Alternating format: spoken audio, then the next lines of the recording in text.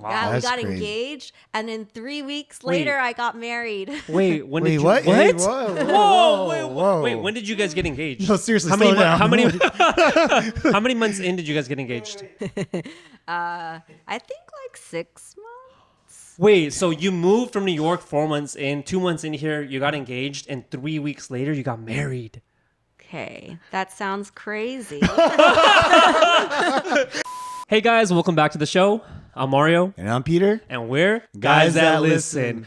Today's show, we got Joyce the dentist. What's up? Tell us a little bit about yourself, Joyce. So I'm Joyce the dentist on Instagram. That's why they keep calling me Joyce the dentist. But I'm on Instagram, TikTok, and YouTube as Joyce the dentist. I do like dental tips, things like that. And I'm a practice owner in Costa Mesa. So Nice, I own my nice. practice and I do cosmetic dentistry, which is like cos- I beautiful people. You have really nice teeth. Oh, yeah, you Thank You have you. such do. nice teeth. Oh my God. I'm in I'll need some work Invisalign right done. now. Can we do it on the show? Can you just like... Actually, you have really nice teeth. Oh, thanks. Oh, don't even look at mine. I had braces twice, so... Yeah, I've had braces put in the twice, work. too. If I put it... I'm in Invisalign right now. Oh. Yeah. I never had braces as a kid, so Yeah. like I was like, I need to do this for myself. Mm-hmm. My teeth actually were pretty nice before Invisalign, but now I feel like it's Dude, just yeah. even Really? better. Even the color of it, like the shine on it, like it's really good. Oh, like I was trying to thanks. get mine that white, but they never get that white. Oh, you were talking about, are you doing the Whitening it. strips? No, I went in and got Oh. like actually whitened. I've done the strips too, but I don't stay consistent on it. Like I do it once, I'm like, okay, that's good. Yeah, you got to do it like all the time. People think like, oh, you're gonna go from yellow to white in one session, but like you need multiple sessions. It's kind of like bleaching your hair, right? When people want to go platinum, Oh, you can't just go from like black hair so- to like platinum. Literally, that's like the exact analogy I use. Oh, okay, cool. Yeah, gosh. that's what I was thinking. so I can't just turn blonde like right away. Like No, I want to go for the Bad Bunny look. And Oh just, like- yeah, you want to do that? It's gonna take a couple of run throughs, you know. Hey, how do you feel about shady dentists who like have their own practice but they're not actually licensed? You know, they'll do it out of their like living room or garage or what? something. Oh, you don't know about this? No, I do. Oh, you do? Do you know that I actually called out one of those dentists on TikTok and Instagram, and he wrote me a 1-star Google review for my practice. Oh, what? I like told them, can you please take it down? This is like not legit. And they're like, no. We call them basement dentists. Yeah. And I'm like, okay, Sketchy. I don't know why you would go to a basement dentist. Like, they're your teeth. Yeah. Like, they're like your body parts. Like, why would you do that? Oh, this all basement dentist. $75. Yeah, did a good Oh job. yeah, I guess because it's cheaper. But that's It's way cheaper. Significantly. wait. cheaper. How do you know about this? Oh, my cousin. Your cousin's a basement. Cousin's a basement dentist. All right, explain, bro. Explain. Okay, so my Explain. cousin, he got his degree and everything in Peru, but when he came here, it didn't translate over. So he had to go back to school to do everything he already knew how to do. So what he would do, so he has a hustle on the side. Like he originally like worked for like my company, you know, but it's I run a cleaning company, commercial cleaning. But this dude was a dentist, like, you know, so he's making some extra money here, but he's like, you know what? Am I going to just be doing this like my whole life? Like while he's working in school to get his like degree and everything Yeah. too. So he's like, I make more money just like opening up my own practice from my living room. But so he's he got a his own real chair. dentist. Oh no, yeah, he was a dentist. Like he had gone to school. I don't know if he was full on dentist over there, but it's just like, you know, you come here, you have to start over. Yeah, you know? no, I know. Yeah. I used to teach so I used to teach at USC in the dental school, and one of the courses I would teach is like dentists from other countries. When they come here, they have to go through like 2 or 3 years of dental school again. Yep. Oh, Even if they're damn. like legit dentists in their own country, Yep. to like kind of like calibrate them to the way that we do it in America or whatever. Yeah. But like all their crown preps and stuff. But they're like real dentists. Yeah. Like they're practicing real people over there. Oh, okay, that's a little different. I thought it was like he woke up one day. He's like, I'm gonna be a fucking dentist. I don't You know, think, like- well, I don't think and he basement like put up like a Google page and like asked people to come in. No, you know what? It's crazy because it's like, so he would have his own practice, right? From his living room. Oh no, not even his living room. It's his living room, and there's just a side room, and he just has his own dental chair in there and Yeah. everything too. And you just have like everyone in the neighborhood knows, and they just come there because it's so much cheaper. You go get a teeth cleaning. I went to go get a teeth cleaning the other day. It was like what, $150 or something like that. They charge you $50. like just to clean your teeth. Same exact thing. And I've done it. I've gone back to back to like a dental office, and I've gone to like my shady dentist. Was and it's like y'all doing the same thing. Yeah. But it's like, so I used to go with him. He did my braces. He did all my orthodontic stuff. He did my cleaning, all that. Yeah. And then after he ended up like marrying a white lady and divorcing her to get his papers and got his. Jesus Christ! And then he got all his stuff. He got licensed and everything. So he's good. He got his own practice. His own practice in LA now. So he's good. So he's legit now. No, he's legit now. He's legit. Oh, okay. He's completely legit. But before he left, he referred me to another shady dentist. Oh. What? So you're like in a network of shady dentists? Yes, because they're so much cheaper. And so now I go to this, like, she lives in kind of like this mobile home place, and it's like kinda, oh my God, it gets even shadier. It's not even out of the living room anymore. It's out of mobile home. It's in Garden Grove too. Oh my gosh. So I go to her for my teeth cleaning. All right, no, nothing extra, nothing crazy. But my sister did get her braces from her too, though. So they do everything, man. They do everything. It's just way gnarly. cheaper. Yeah, it's a whole other world. Okay, Mario. At what point do you stop? You're like, oh well, the next dentist is at the alley down the street. Well, I already got. You know what I mean? They're so cheap. I actually went to a legit dentist like last week. I got my teeth cleaned. I paid my $200. Like, yeah. You know, I'm good now. I'm legit now. That's crazy. Okay, so you're saying that's your cousin. I'm assuming word of mouth, neighborhood stuff. That's how you guys business, right? Dude, no, it's crazy because it's like he showed me. It's like he's got like, I don't know, 50 clients, like in general, just like from, because it's people who can't like afford actual dentists, but they know. I'm like, oh, this dude in the neighborhood, he does the cleaning, and so they all go to him. That's and crazy. Like, wow, and it's all cash. I feel bad calling him a shady dentist. Like, he's like a legit dentist, though. Yeah. No, I call him a shady dentist. It's okay. No, the basement dentist I'm talking about, they just like woke up one day and they're like, I'm going to do composite veneers. Yeah. How do you do that with that knowledge? They though? take like a course and they just do it. Like it's like an art. I mean, what we do is sort of like artistic. Oh yeah. Where we just like put composite on teeth and shape it. So like they can learn it, but the thing is, they're not real dentists, so they're doing it over like cavities and things like that. That's where the issue is. They're like hiding disease because people just want pretty smiles, and that's not the right way to do it. So what happened with you and the person? I know they gave you the 1-star review, but after that, did you just stop or? Actually, what did I do? I took down the video. Like they messaged me and they're like, "Can you take it down?" I'm like, "Okay."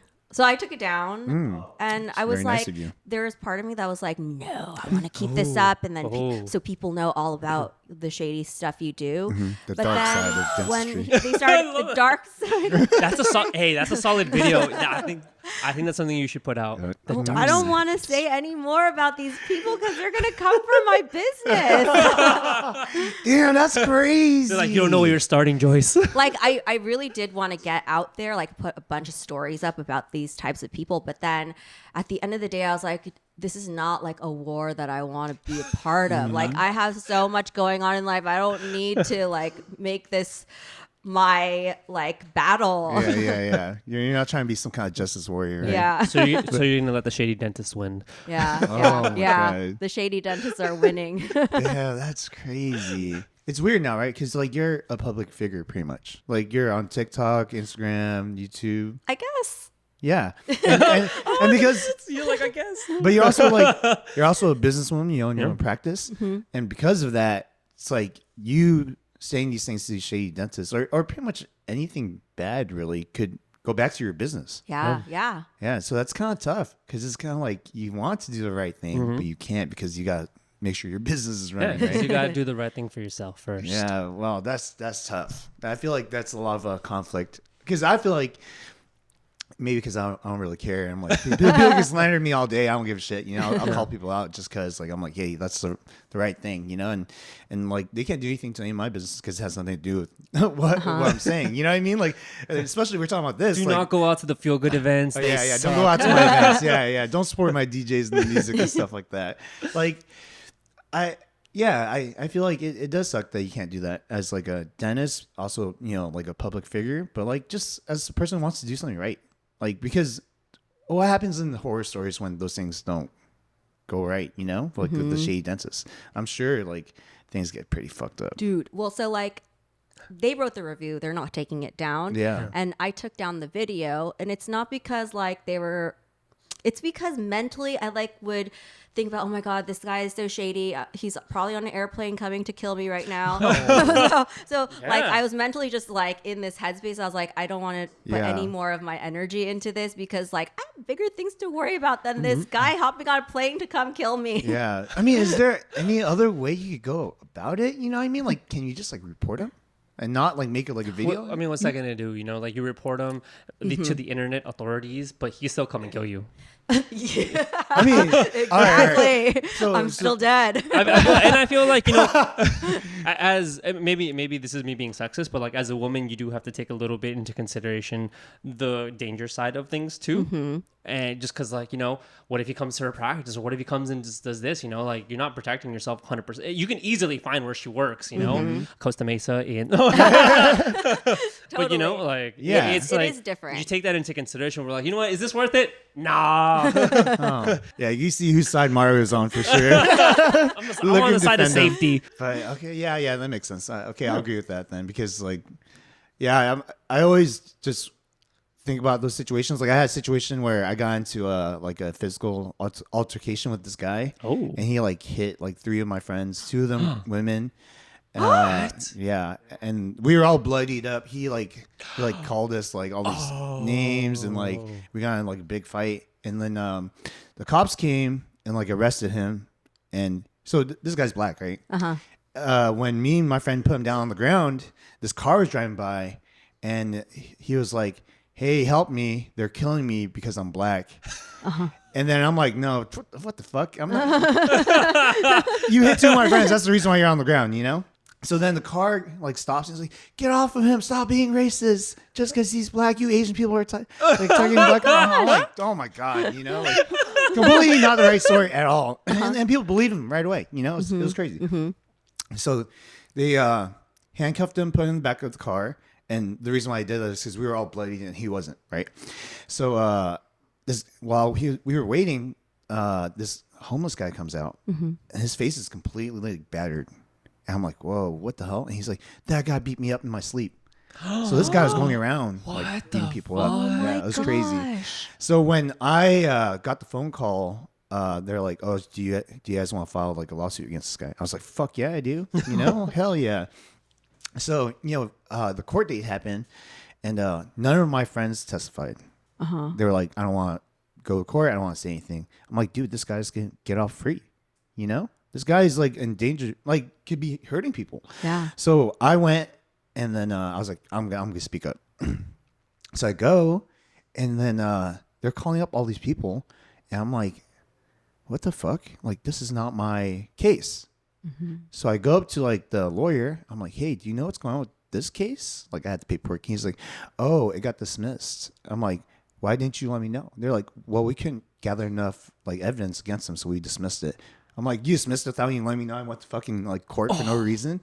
And this guy just got off like scot free. Now, you know, so I think about situations like that, and I'm like, "Oh, I just can't," you know? Yeah. But also, I'm not thinking about like how it's gonna affect my business either. Yeah. So, but times like that it is tough. It's very, you know, conflicting for sure. What does the guy do for a living? Like, is he a legit person? Pizza people. So all right. So the story's even weirder, right? The dude, we were out in the front of the office. This is where it happened, right? It was like late night, and the guy he had a bike that he was walking, and he wore a full on suit. He had glasses. Looked like he almost looked like a politician. Yeah, kind of strange, you know. And so when that happened, I had no idea who he was, and then I posted about it. Right, I put it online. I showed videos and pictures of him getting like very aggressive with us. Actually, no, he hit 3 girls. Now that I think about it, yeah, it was 3 girls. It was Jill, Carolyn, and Mary. Whoa. Yeah, and then when I posted about it, one of my friends who owns like a bar down the street, he was like, "That guy came into my bar and he said that I didn't let him in because I'm racist." And I was like, "Why didn't you let him in?" He's like, "Because it was 2:30 and we were closed." And I was like, "Holy shit!" Like, so he's been doing shit like this. Like, other people are like, "Oh, I saw that guy too." He was like talking to other people, like getting in their face. So then one of my friends was like, "Oh, I know that guy." I'm like, "Who is he?" And he's like a advocate for like hate speeches and Stop. stuff. Yeah, Stop. yeah. I was like, what the hell? Random. Yeah. And then, Come on. Yeah, like you man. see pictures of him like in front of a mic, in front of people, talking to people about shit like that. And I was like, what the fuck? And he's also, weirdly enough, a shoe shiner. What? Like he's a shoe shiner. Like What? you need your shoes He's shined. that's his little business? Yeah. So he used to work in front of American Barbershop. Yeah. So people would get a haircut and he would like shine their shoes. Oh, I didn't know people still Really did weird, that. right? Yeah, it's so weird. I feel Yeah. like shoe shiners would have better personality. Yeah, you would think. Yeah, I don't know what's going on. And again, like for me, like Mario knows, like I always try to fully like vet out people. Like I don't like trust you like right off the bat because I'm like, oh, if there's any kind of discrepancies, I'm like, okay. But yeah, moments like that, I'm just like, yeah, I don't want other people to run into the same things. It's tough because I'm sure you hear the horror stories when it comes to like shady dentists too, right? Or horror stories in general. Yeah. I guess. I mean, because I think TikTok's algorithm is so crazy. It shows me these things. Somehow they know I care about shady dentists. Like It's like her whole feed. Their algorithm's so good at showing you like exactly what you want to watch, and so like those stories do pop up, and Yeah. it's like I just want to say something. Yeah. But you can't. You can't. I mean, I did though, but Yeah. I took it down because they asked nicely, even though they wrote me a bad review. I should ask them to take down the bad review. You should. But I just like blocked them, and I was like, I can't deal with this. Yeah. Are like one-star reviews super harmful to your business? Yeah. Really? Dang, Yeah, that's I crazy. So think even if so. you have like mainly 5 stars. Yeah. Wow. But I think people are smart enough to look through the reviews and be like, oh, this one was written without proper like apostrophes and like with proper spelling. It kind of like makes the review not look legit. Like people are smart, Yeah. Like, okay, she's good. And then this person like can't even spell. they read it. Huh. So why is the shady dentist review so crappy? Like poorly written? Like they just. They're I working don't from know. their basement. Because they're illiterate and working from their basement. Oh, okay. I don't Interesting. know. Yeah. Because I'm, you know what I mean? I'm like, if they seem that uneducated, like I wouldn't trust a person like that, no matter how much money I want to save. You know what I mean? It depends on the person, because a lot of people that go to them. Look at this guy. Look at this guy. He's Sir, probably the one who wrote the 1-star I'm just review. saying, sometimes the people that go to the shady dentists, they don't have the money to like go to normal dentists, So we gotta, like $25 to get your teeth cleaned. All right. I feel like that's all right. Maybe because I'm not that cheap, but I'm like $150 is not a lot. Minimum wage is freaking $15 an hour. That's like a 10-hour shift or whatever. It's not that crazy. It's not like you do it every day. That's a either. 10-hour shift. Yeah, 10 hours to get your teeth cleaned. That's a lot. I'm just saying, that's a whole day. I don't But know. how often do you clean your teeth? How often should Every you 6 clean your months. teeth? Every 6 months, right? Yeah. So that's $300 a year. Yeah. You can't afford $300 a year. No, I can. But I'm just saying, not everybody. But can. you also go to the shady dentist. But I went to a legit dentist last week. I'm just trying to understand like a person's like thought process. Like at what point do you stop, right? Like, okay, maybe dentistry I might understand is like teeth cleaning. They feel like your health might decline very slowly because it's something like that versus like, oh, you have to get like a surgery. You know what I mean? Like, So I'll give you a perspective for at least from the way I see it, because like, I work with a lot of people who are low income, and these are people who they work minimum wage and they'll work 8 to 10 hours a day. Yeah. But this is legit, like, you don't have extra money for other things. We're lucky enough where like we live decently prosperous lives. Even like, if we're working like whatever fucking jobs, you're still making more than certain people who like they don't have the ability to make more. They're working at minimum wage for the rest of their lives. So the amount of income that they make compared to us is completely different. They'll make like 10 to 15, maybe 20K a year, so something like that impacts their future a lot more than it would for us, and it's because I work with these people directly that I know, where I'm like, I get to see the kind of lives that they live and experience. And it's like, you don't have the ability to go and just buy coffee. Coffee's like fucking $8, something like that. That's legit 30 minutes of work. That's half an hour of like your work time, where it's like, it just doesn't make as much sense. Yeah.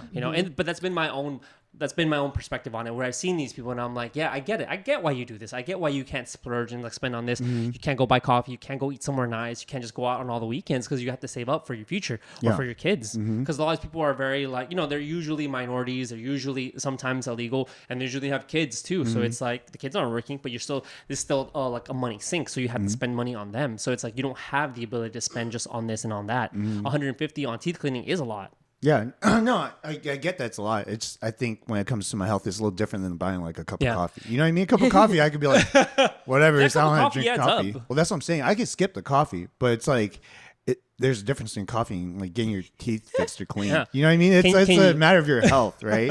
It's kind of like if I need my appendix removed, I'm not gonna go to like a basement surgeon because like, oh, it might put me in some debt. Like most people, if you get those kind of surgeries and you actually pay, it is too expensive for them. To be fair, it took you till your appendix burst to get it fixed. So, well, I mean, I didn't get it fixed. I got it removed, and that's because I didn't know what the hell was going on, right? To be fair, because I'm stubborn, not because I'm cheap, right? Two different things. I think that there are like different levels, like I know what you mean in that money is different for everybody. Oh, yeah.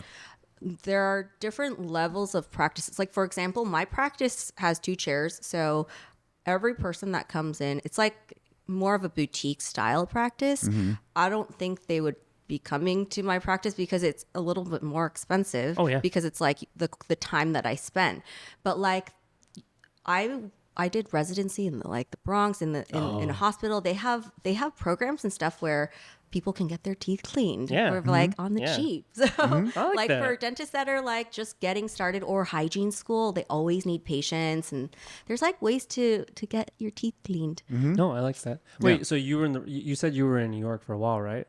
What were you doing over there? I did residency in the Bronx at a level 1 trauma center. Oh, okay. That sounds crazy. I know. I'm like a cosmetic dentist, but I was like suturing back people's ears and stuff. And I was like, what? I was so naive when I was like 23 when I graduated dental school. So I went and I was like, this is not what I signed up for. You had no clue, huh? I had no clue. I did not know what like a hospital residency program was. I thought I was just going to be like drilling and filling. But like literally you're under oral surgery when you go to these programs, and they like fix people's faces when they get like shot up or like macheted in the face and stuff like that. So like...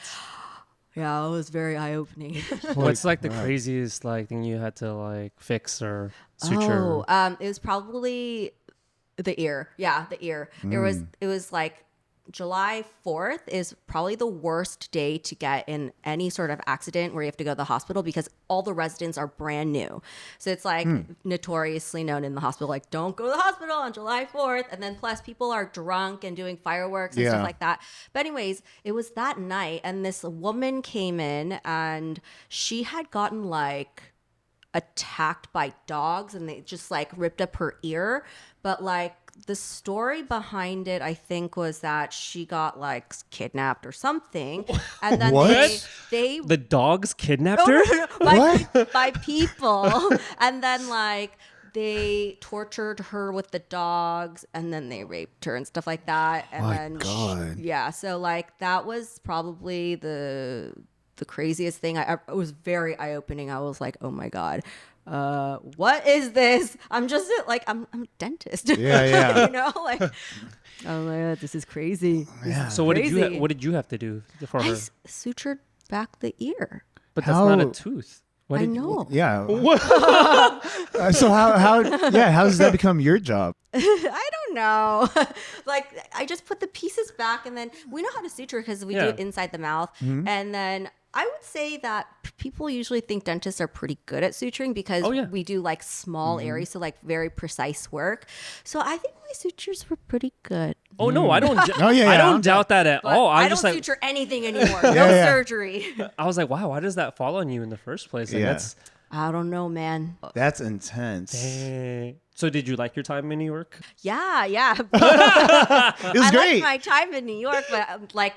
The residency was like, I don't know, I could have skipped that. Yeah. But like New York, I think I would have stayed in New York like forever, actually. Oh, wow. But now if I went back, I don't think I could survive because like sleep at 9 o'clock. But like, I love New York. Have you been? No, I've never been. Actually, he just went like last month, and I was supposed to came go, back but I didn't. a little bit more than a week ago. Those were my Sex in the City days. Yeah? I used to like go out at 11 o'clock and then stay out till like 4 o'clock. Wait, why'd you move over here? Oh, because my husband. Oh, so, so for love, For love. Well, yeah. I think you already know this story, huh? Yeah. I met heard, my I husband. heard a little bit about it, so that's why I asked. But now I've met your husband too. Oh, so, yeah. So I kind of like put the face to the person, Yeah. and it kind of makes sense because like you're telling me that, like, oh yeah, you're the person who's like more aggressive about things, right? You're like she's the you're like, alpha. yeah, you're the alpha. She wears you're the like, pants. if I'm moving, you gotta marry me, you know, like that kind Yeah, of stuff, right? definitely. So like when I saw him, I was like, oh, he's so nice, and he would say yes. He was like, of course. Okay, anything you want, babe. Like, you know, I could see that dynamic. It's like interesting to see in real life because I heard about it. Yeah. And I was like, oh, that's Wait, exactly. I want to how it know. is. I want to know. He's very chill. Yeah. He's very chill. He doesn't like to be on social media. He's kind of like reserved. He likes football, like Oh, what's his team? the Dolphins. Oh yeah. Really? Oh yeah, I'm a big fan of Dolphins. Oh, everyone I talk to is like, oh, that's like the worst team. But No, my they're not. They're husband doing loves great. them. Dude, Waddle, Tyreek, they're doing great. Well, I'll talk to him. I don't really know that much about Okay. him.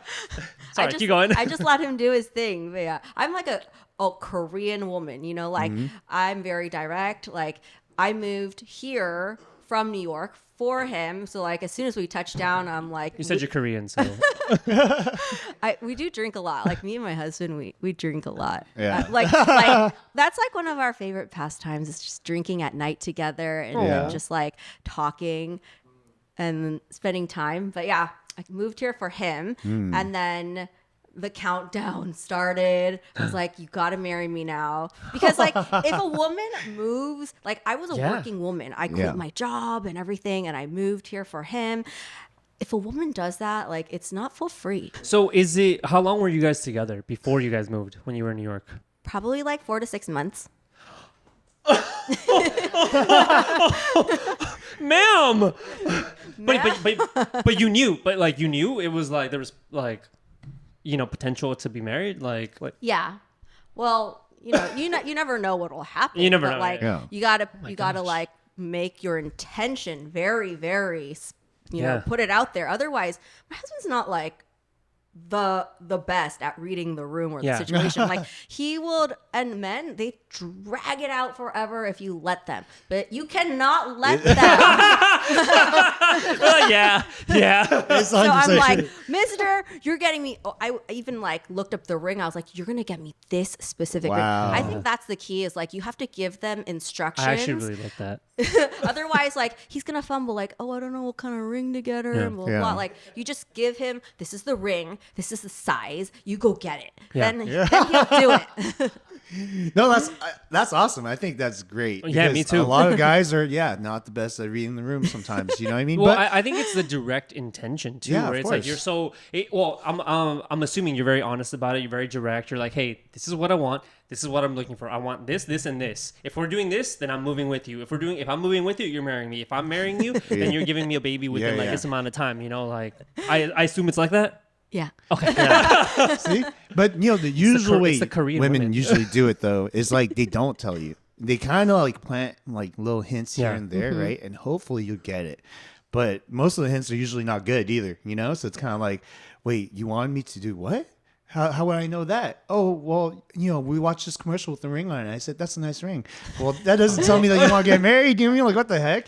But that way, Oh, yeah. I see it working out like way better because if you treat your relationship like that, then you'll always know like he'll know how you feel like Yeah. all the time, which is great. Because like if you're hungry, right? If you're angry, you're gonna let them know that you're angry, unhappy, whatever it is. Like communication is obviously key, right? Especially great communication. So I'm assuming you guys have that. I think we do. I used to be like that with like other relationships where I wouldn't be as direct, and then I'd be like, "Oh, if he really cared, then he would, pay attention, stuff like that." But my husband, he's just so on this other side of this personality where he literally, even if I tell him directly, he doesn't get it still. Oh, So you have So to be that's the super, secret. super direct. And I just like realized this is the type of person he is. It doesn't mean he doesn't care about me. I just have to be really direct. And it's been really good for our relationship because like there's no,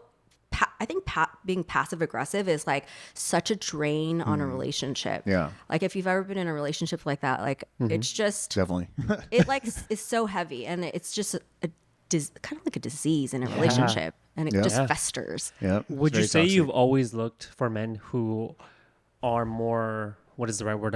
Submissive or more? What's the right word? Let's see. Maybe more open to the idea of listening to you, because you give me these vibes where it's like, oh, you know, Joyce knows what she wants. Joyce knows what she wants, and she is not afraid to tell you what she wants. You're very alpha in that way, you know. And it's like I don't say beta in like a bad way. It's more like there's just a different personality type where it's like, hey, some people are more chill. And some people just don't care as much. Or like, oh, you know, maybe you know what you want for dinner. And your husband doesn't care. He's like, dude, I'm good with whatever. Like, I'm literally okay with anything. And you're like, I want this. And he's like, okay, let's do that. Would you say that's the type of dude you've always tried to date? Or is this new and this is just different? I don't think so. Only because I don't think that I always knew what I wanted. And it just took like age. Also, like when I started my business, then I started looking into like more into communication styles and like how to communicate with people who don't like communicate the same way that you do. Then I learned more about my communication, and then it just so happened to be that like I think me and Byron have like a pretty good fit in that he's not submissive, you know, like if he wants something, he tells me to. But like we have a good dynamic with the communication. Okay. Yeah. But you started your business when you were here, right? Yes. Not in New York. Yes. But you guys started dating in New York, right? Yeah. Okay. So but very like only 4 months. That is very dang, short. and you just moved over here. I think that's amazing. Wow. Yeah, we That's got crazy. engaged, and then 3 weeks later, I got married. Wait, when did Wait, you what? What? Hey, whoa, Whoa. Wait, when did you guys get engaged? No, seriously, How slow many down. how many how many months in did you guys get engaged? I think like 6 months. Wait, so you moved from New York 4 months in, 2 months in here, you got engaged, and 3 weeks later you got married. Okay, that sounds crazy. But like, you know, I'm not a fresh chicken. You know, I'm like getting older. So like by being direct, you also do weed out the types of guys that would like be super scared by someone like me. True. But yeah, I think the timeline was like, no. It had to have been a couple of, it was all within a year though. Yeah. We were like living together in a house that we bought within that year. 6 months in? Maybe 8 months. Okay. Maybe Okay. something So like that. married before you guys bought the house. Yes. Oh, So like wow. part of that was like I'm not allowed to. I'm an adult, but I don't live with people before I get married. Yeah. It's just like my mom and dad would just never. They're very, very, very Christian. Oh, that's so his funny. family's like that too. So like he was living with his mom, and I was living with my mom when I first moved back to California, and that's another reason I was like, get me the hell out of here. Like, we gotta get married. And then I was like, but I have free rent with my parents, so I was like, we have to get married, and then I want to buy a house like right away. It is a thing. Wait, are you a PK?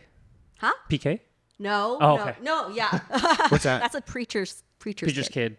Pastor's kid. Oh. Because at least what I've from my own Korean friends, like it's very Christian, and you're not my Korean friends when they moved in together, they're not allowed to do that. You know, it's like that's bad. You know, you're not supposed to, because it's not very Christian. The funny thing is with Hispanics, it's like the complete opposite, where it's like, oh, you're not supposed to leave the house, like you're married and stuff, but it's like, okay, you want to go live with someone before you get married, sure, go check it out, like you know, so you know if you have compatibility or whatever. I see that and I'm like, oh, that's kind of it's very interesting. Oh, I loved not living with him first, because then, like now that we live together, he like knows I'm a mess. Too late. And now you're Too stuck late. here. I trapped him. Like he was like, you don't look like you'd be this messy. You don't. Like, You look so clean. I am clean in many respects, but like it's like organized chaos, you know? Like all my makeup is all over, and like I take my hair and I put it on the wall when I shower so it doesn't go down the drain. But then he's like, what the hell? It looks like a dead rat. Like, he hates all the stuff I do. And he's actually super OCD, which I never knew. I didn't know he was so clean. He doesn't look like he'd be clean, but he's like really, really clean. As soon as he gets home, he starts like doing dishes and like vacuuming and stuff. It just like decompresses him. Oh, wow. That's interesting. Okay. So you guys are opposites in that way. Yeah. Yeah. But it works. I'm assuming it works. Yeah. So, okay. 1 to 4 months dating, and then you guys moved together over California. 6 months in, and then you guys, from 6 to 8, you guys got engaged and then got married. Then at 8 month, you guys bought a house together. All this within a year. When does the baby come? Oh, that was later. And it's because of me. Yeah. It was because I was just like, I didn't want to do it. I always thought like, I always wanted kids when I was like younger, and I would just like idealize my future. Oh yeah, me too. But then when I became of age, and even though I was married and in a good relationship, I was like, I don't want to do this now, because like my career was so important to me, and like it was just kind of like taking off, and I feel like I didn't want to just like stop that and have a kid. Yeah. Yeah. But the Makes more sense. that I waited, then I was like, I am starting to realize I don't think I'll ever feel ready. And if I wait until I'm ready, I'm going to be like not able to have kids. Yeah. So then I decided, am I going to freeze my eggs, or am I going to just do it? And I was like, by 34, if I don't feel ready, I'm just going to do it because I know that I want kids, Oh. even though I don't feel ready. Yeah. How do you feel now? Well, I have. I think so. One of the things that sucks about having kids, or like when I would think about it, is like, dude, it changes your life and it makes you have to like be a better person. You know? Like, Yeah, I would see my mom friends and they would like complain about their kids. I'm like, that doesn't look that fun. And then you have to like devote so much of your time. And I'm like, I don't have time. I have to run my practice and do all this stuff. Like, this is, they're so ungrateful, you know, like they're takers. And then you have to give all your energy into raising them, making sure they don't die and stuff like that. So then I really didn't want to do that. But then I would say that now I've just learned so much about myself after having kids. And I didn't want to be a better person selfishly, because I was like, I'm a good person. Like, I'm fine. Yeah. But I do feel like I'm more patient now. And like, I've really developed. No, that's just interesting, because like we've had a couple of guests who've had kids, and everyone's like take is kind of different. Yeah. You know what I mean? It's interesting, but it's very similar in certain ways too. Like you saying that you learn how to be patient. Like, that's funny, because like I don't have kids, right? Thank God. But I've had significant others who have definitely tested my patience, and I've learned to be patient because of that. Not because like they taught me to be patient. Like they didn't do anything positive. They didn't say like, oh, this is how you should talk to me. No, it's because they were testing me so much, and I saw myself getting so mad and frustrated all the time that I had to change my way of thinking in order to work things out. You know what I mean? And it's interesting how those things work, because like you're doing it for like another person, right? It's totally different. And you know, like the entire time, you know, talking about you and your husband's dynamic, it's kind of like, this is what I want. This is what I want to do, right? I want to get married now, move in the house. I want to have kids. Like, it's my choice, right? But now when you talk about your kids, you're like, oh, well, I have to be a better person for them. It's no longer your choice. And that's like a common theme. It's like, once you have kids, it's not really your life anymore, right? It's not. Yeah. Well, I feel like in all aspects of life, like there's a part of me that was scared. I've never been a kid person. So like, I think I was just a little bit scared I wouldn't understand being a mom. Also, like, I think I would always feel frustrated, like, oh, why can't I just be a career woman? But you always rise to the occasion for like whatever situation, like being a mom, being a business owner, doing, I don't know, whatever it is, you learn to adapt and be better. Yeah. What have you learned then from being a mom? Oh, I think the biggest thing I've learned is like, it's like hard to even describe, but like the capacity of my heart is so much bigger than what I knew. Like I sometimes like get scared, like, oh my gosh, what if something happens to him, like at daycare? I honestly used to not care about anybody except myself, which sounds really, really bad. But when I really think about it, like even my husband, I would say I've never loved anyone more than myself. And that's just like just being really, really truthful about like, you know, I know some women like love their husbands more than themselves. And I'm like, that's so weird. But like, this is like the first time in my life that I actually like love someone more than myself. Even like with my parents, I freaking love my parents, but like this is the first time. Yeah. Over yourself. Yeah. And just to be able to feel that, because I'm not an emotional person at all. Yeah. Just to be able to feel that is like really, really like makes you feel happy and good. Wow. Happy and good. That's awesome. I want to feel that, but without the kids. You know what I mean? Like, how can I achieve that without the kids? Wow, that's crazy because, first time in your life, I do hear, significant others kind of like loving the other person over themselves. It's pretty common, right? And for you to say that it happened only when your kids came about, like, when did it happen? Because, how old are your kids now? Oh, I have a boy. He's like almost 2. Okay, 2. Okay, almost 2, right? So from the moment he was born to 2, was that as soon as he was in this world, you felt like, oh, my capacity to love is like so much more right away? Or was it something that developed as he was growing up? Oh, it developed. Oh, okay. Yeah. Because at first they're just like little aliens. Yeah. Like you feel a connection to them because you carried them in your body for a really long time. But like it's when they start to develop their personality and stuff, and I think that's when it starts to happen. I think for some women it's like automatic, but like for me, like I said, I'm not a kid person, so just like learning this human being, it took me a while. Yeah, because it's very awkward. And that makes sense. Is this your last one, or you got one more? Because only children are weird. I'm just saying. Like. No, he's a little weird. You gotta give him a little brother or sister.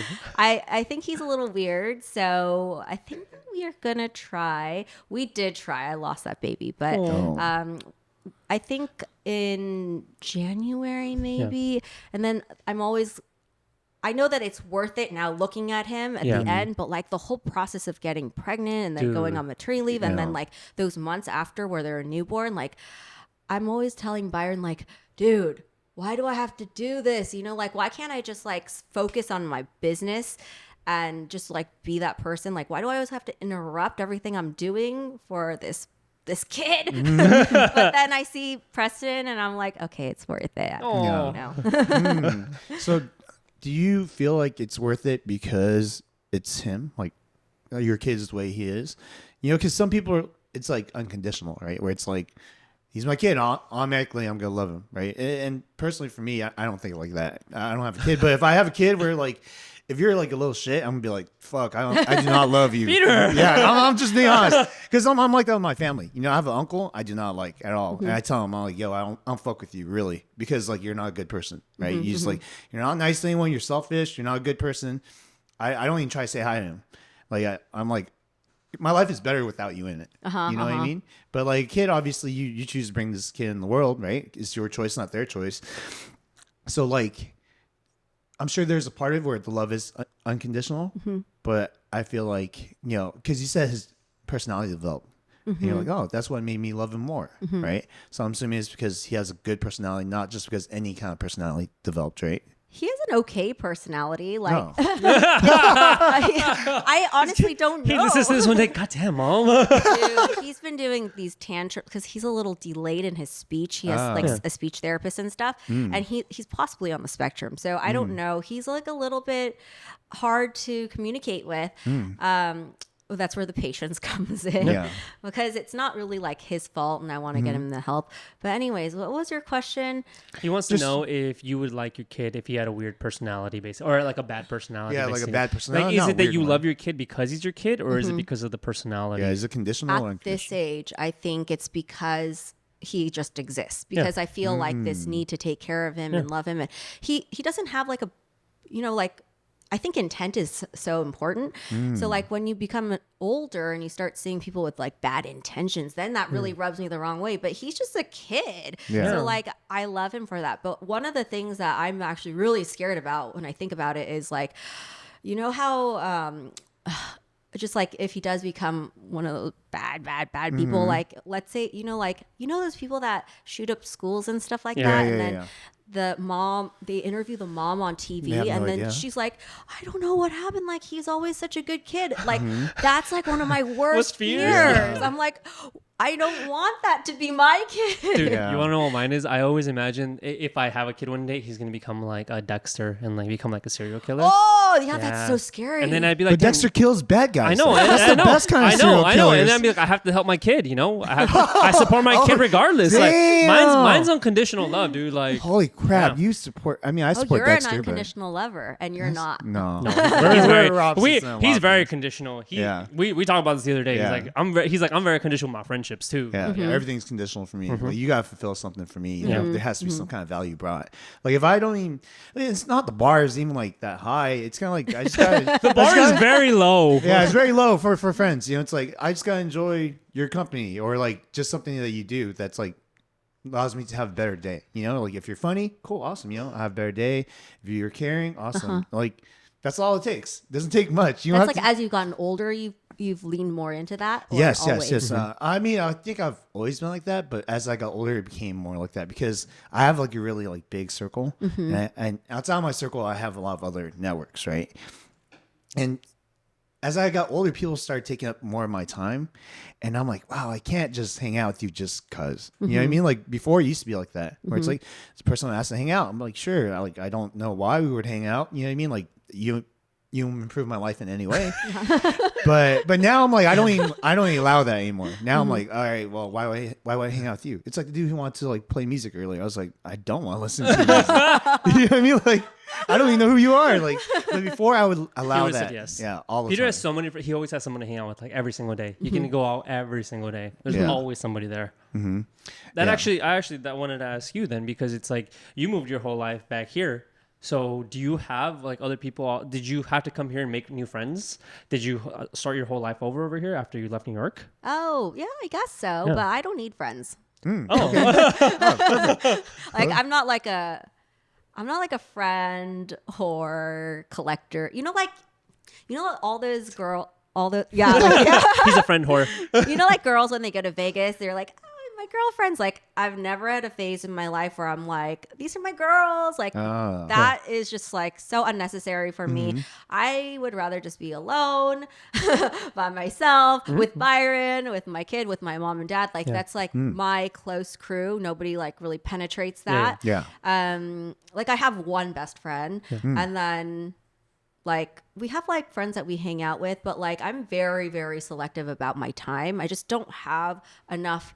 It's time, but also energy. I'm not like that where I need to be around people all the time. I prefer to just be by myself, actually. Yeah. You're an introvert. What about you? Oh no, I'm very much like I am more selective of my time. But I've had I've been unfortunate in meeting this guy and having so many.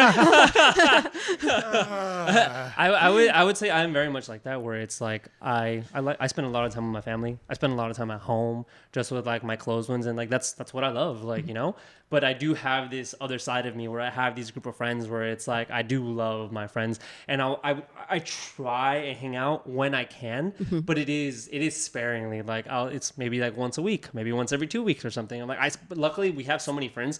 When I'll go out to something, I'll try and go out to something when everyone is there. And like, oh hey everyone, and do my rounds. Hey, haven't seen you guys in a month. Is efficient. Yes. Yeah. Very efficient. But I do very much relate to that, because I am the kind of person who I could be fine with like staying at home, just being with my fam, or being with like just the people that I love, and like, oh, maybe I'll see my friends every now and then or something. It's a lot of responsibility for like for me. I only really want to hang out with Byron all the time. Yeah. But it's a lot of responsibility to put on Byron because he doesn't want to hang out with me all the time. He wants to he likes being on his phone doing his like. Does he have fantasy football? Yeah. Oh, dang. Yeah. He does that. And he like, that's what literally the only time he's laughing, he's like on his phone, like, like, and Dude, I'm that's like, fucking you me. never That's- laugh at me, like with me. Wow, That's literally me hilarious. because it's like it's so fun. Like you have and you're playing with 11 other dudes, and you have your fantasy football team, and it's so fun. And you beat these people, and you get to talk shit and everything, and it's so fun. They're such shit talkers, and he loves it. Like, yeah, it's so fun. Definitely a guy for sure. I used to get like really like, how come you don't laugh like that with me? Oh, wow. You know what the funny thing is? I've had someone say almost exactly the same thing to me. Right, I've been like on my fantasy team, and I've been like, oh, what did I? Oh no, we were watching football, and my guy made a point, and I was like, yeah, baby, let's go. And the girl was like, you never call me like that. You never say that to me. I'm like, damn. I've had experiences like that. One of my exes, like this is the way I handle things with my guys.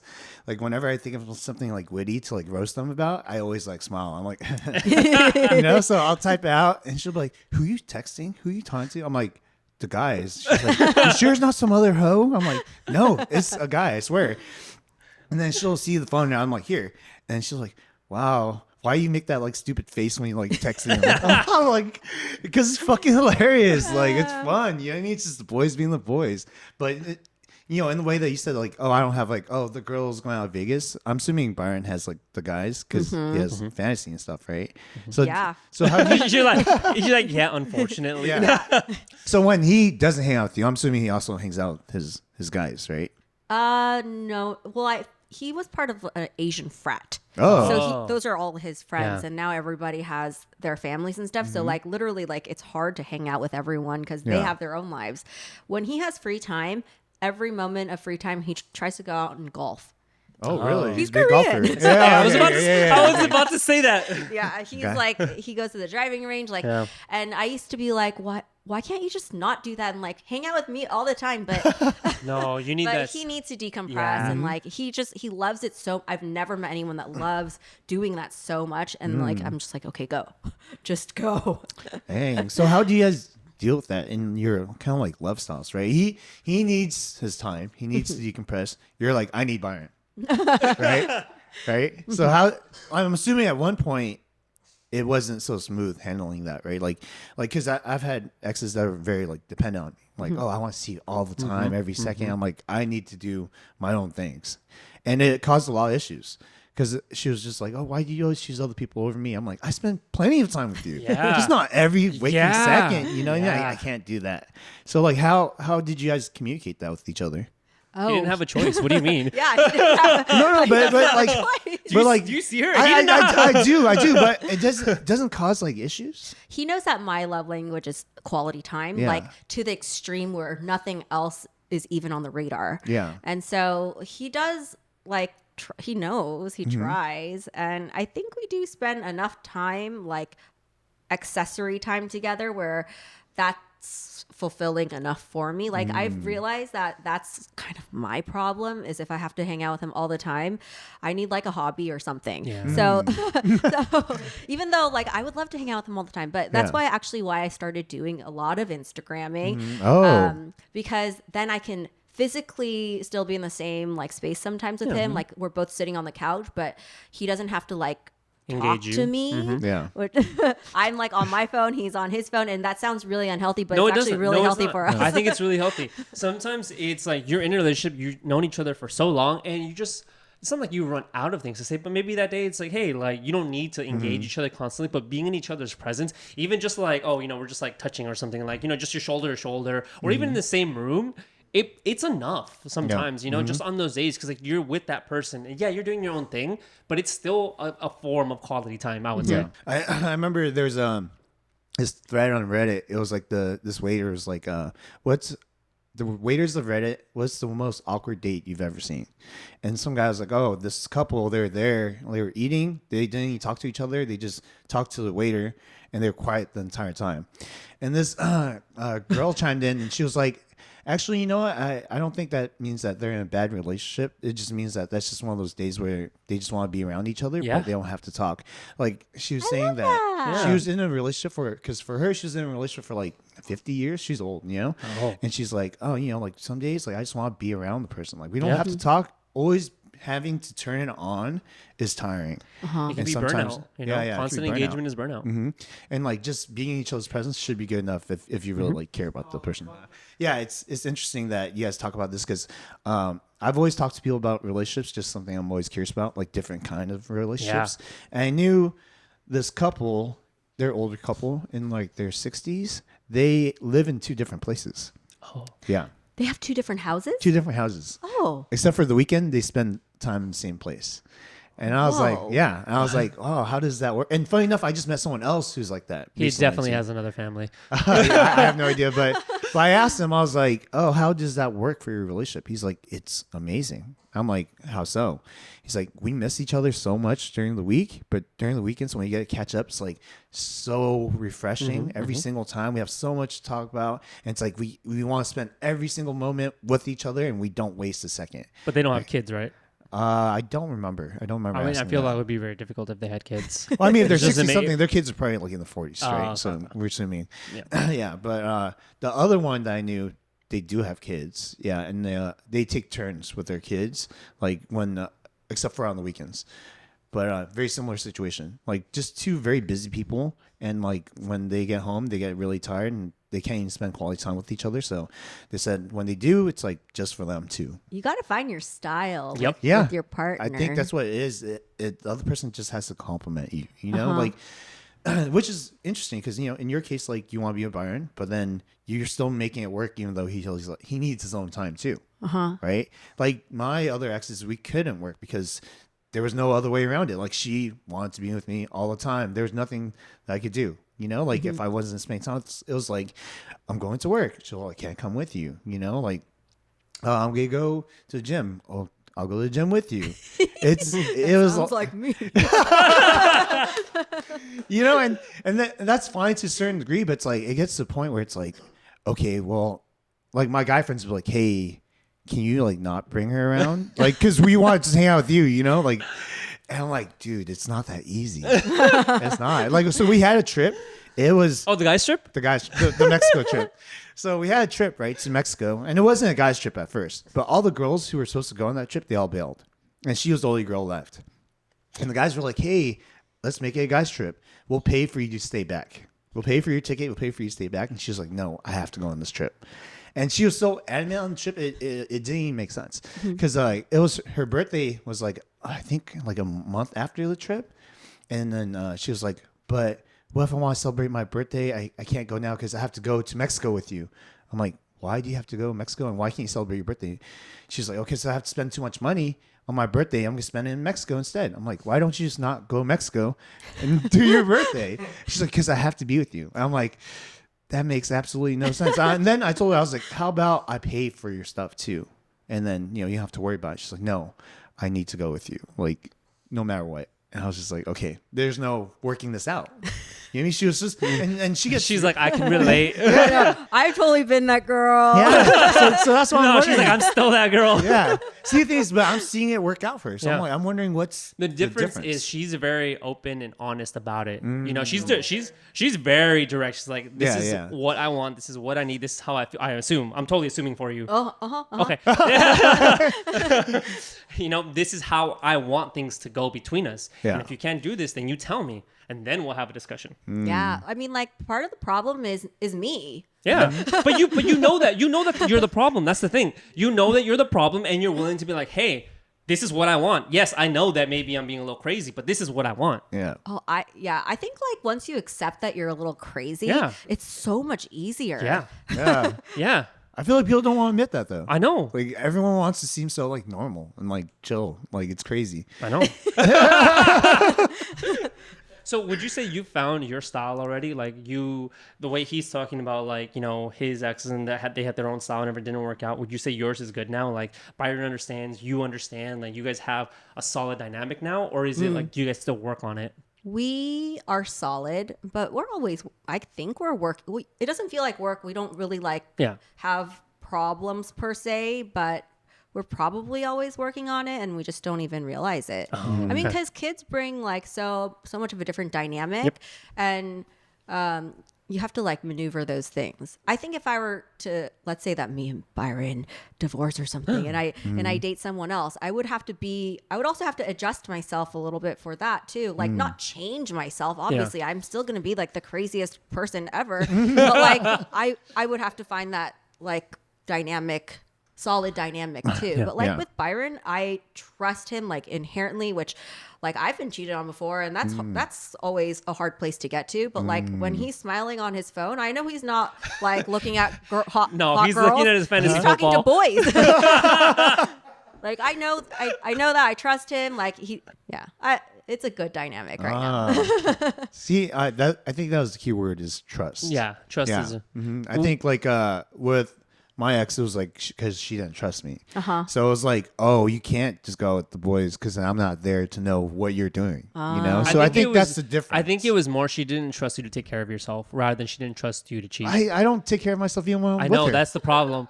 Same shit. Like I do that no matter who I'm with. It doesn't change anything. Peter's the kind of guy you'll find him asleep on the sidewalk on the streets. You know, that's at least that's what from what I understand. It's like it's not she didn't trust you with other women. It's she wouldn't trust you with like. Is he gonna be okay? Like no, he's gonna get so fucked up. Like, all right, so there's that side of it, but I mean, legit. One time we were at this house and I was texting a new friend that I just made, Jordan, Sydney, which is I was gonna tell that Adrian's story. friend, and I was texting him and I was like saying some dumb shit, right? And then I started smiling. I was like, and then she's like, "Who are you texting?" I was like, "One of my friends," and he's like, "Let me see that." Sydney, that's a girl. I'm like, no, it's a guy. He's like right there. So I like look at him and Sydney looks at me. He's like, oh, okay. I'm like, see, like I don't understand. Why would I lie about that? You know what I mean? And I'm showing you everything. I'm like, I'm very transparent in my relationships, like 100%. Like there's no reason to like not trust me. I'm like, here's my phone. Here's my password. You can see everything. Like I have nothing to hide ever. I think you have to trust yourself. I have a very good understanding of who I am. And if you don't trust yourself, like, honestly, I think these days, I'm one of the only people I trust. Oh, wow. Right? Like, if I say I'm going to be there, I'm going to be there. Yeah, like, yeah. you can't even, like, expect that of anybody. Dude, yeah. Right? And I trust myself. So I think when you trust yourself, you come from, like, a different place of, like, it's not confidence, but, like, your self-esteem is, like, you got yourself and you know that your other person, like, you give off that energy to the other person. Like, I'm very secure. Yeah. I'm really secure. And I think that is very important in a healthy relationship. Yes. Because, like, Byron knows I'm secure. He knows I'm not, like, looking at his phone, texting and whatever. But it all starts from me. Like I was saying, I'm the problem a lot of times. Like, I always look to myself, like, how can I be better in this relationship? And it's not what's said sometimes. It's, like, the energy you bring to the relationship. Yeah. Would you say you love yourself? I love myself the most. She's actually said multiple times. No, I asked because, like, dude, I love that. I love that so much because a lot of the issues that I've had in my relationships is when my partner doesn't feel secure or they don't feel secure in themselves. They don't. She doesn't love herself enough. She doesn't trust herself enough. She's insecure within her own stuff. And I'm like, hey, like, baby girl, like, I come from a place where, like, I am very secure. I trust myself. Like, I'm very confident in myself, and, like, I'm very into myself, you know. And I'm like, I give you this energy and I try and make you better, but it's like, if you don't feel that way about yourself, I can't fix you. Like, I can't make you feel this way. Yeah. And a lot of the issues that we have, it's because she's insecure or she feels this way, and I'm like, dude, I don't know what to do here. Like, I can't fix you. I can't make you love yourself. And it's like, it's a process. Like, you have to get there eventually, you know. You go through all these, like, dating experiences or your life, whatever, and then you get there. Yeah, that's tough too because, like, usually these insecurities are, like, deep rooted. Yeah. So it's not like something that just happened. You know, it could have been from your childhood that you never even understood that affected you and causing you to be insecure. Oh, yeah, as an 100%. adult. Yeah. So I mean, usually those things need, like, therapy. To be honest. I see a therapist. Yeah. Every month. I think it's very healthy. Yeah, It's I know. been very good. Yeah. I think in general, everyone should have a therapist. Yeah. Like, it shouldn't be like a negative thing at all. Like, but I think there are some people who need it more than others for sure. Like, when I see it, I'm like, dude, this is never going to change for you, no matter what relationship you go into, unless it's with a therapist or something. But other than that, you got to go and work on yourself. And some people, it's a lot easier to just try to ignore those things and, like, hopefully find someone that accepts that part of them than actually working on that issue. You know what I mean? Because, like, I know some people would be like, like for me, I can't kind of like let things pass very easily. Where I'm like, no, that's not right. I'll like tell you that that's not right. But some people are like, oh, I'll accept it. It's no biggie, you know. Especially like for guys, like when the girl's pretty, it's kind of like they get away with more. You know what I mean? You mean like basically like moving with them and getting married, engaged in a year. Yeah, yeah. I mean, there are some things that yes. I mean, yeah, it takes a specific person to get away with that. You know.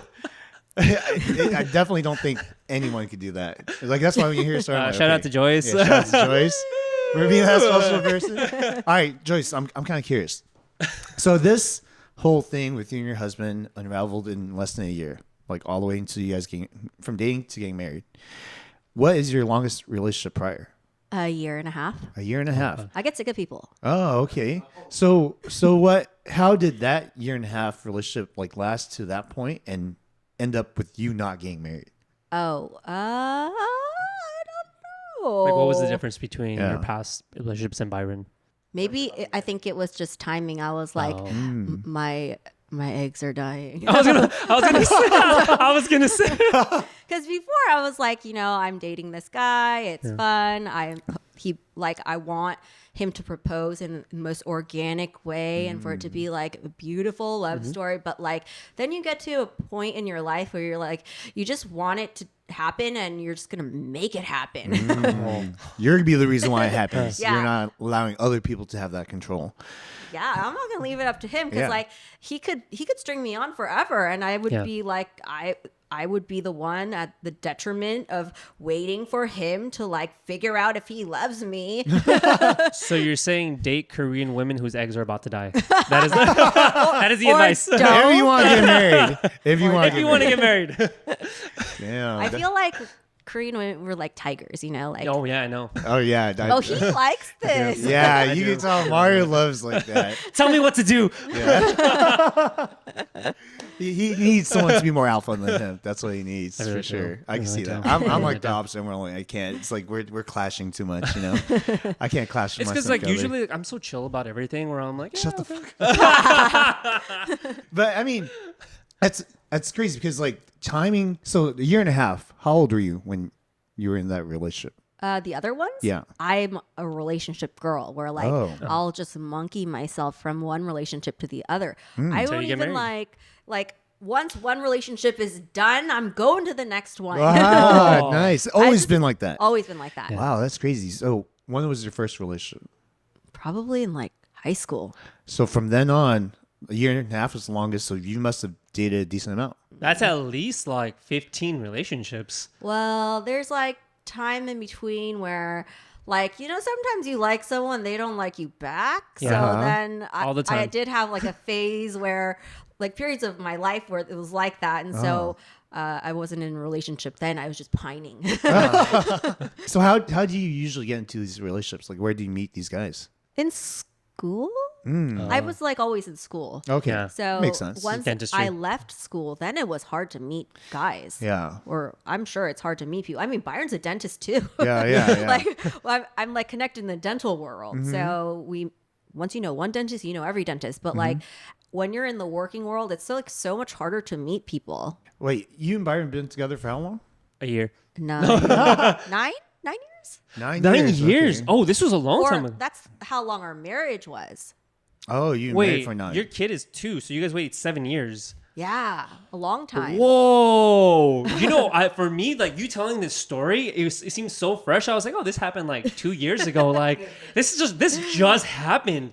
Whoa! Isn't that kind of interesting though? She went like 0 to 100 really Yeah. fast, and then just put the brakes on it, like Yeah. after that, for like 7 years. Whoa! Because she said the reason why like things start moving fast because you're like, well, my eggs are dying, right? But then you got married, and then you're like, okay, well now I'm in my 30s. Okay, I'll finally Wait, have. how old are you guys when you guys got together?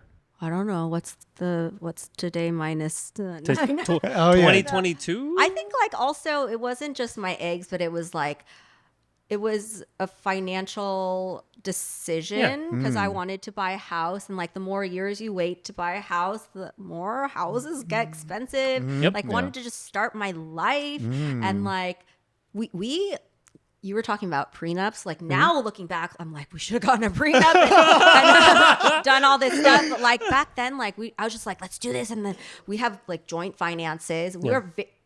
The way we're set up is super traditional, not the way that people do it these days to protect themselves, which I totally get the prenup thing. But yeah, we just like did it. And then we've been married. Hopefully we don't get divorced now that we did this entire podcast.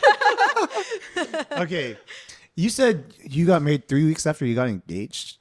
Yeah. Yeah. Right. So how did you plan the wedding? What was it like? I'm curious, like what a wedding looks like 3 weeks after The an wedding engagement. was horrible. What do you mean? Okay, explain. I want to kind of like visualize this right now. So my wedding was basically hijacked by my mother-in-law. What? Because when you have a wedding, you only have a certain budget and you can only invite certain people. And Byron has a million friends that he wants to invite.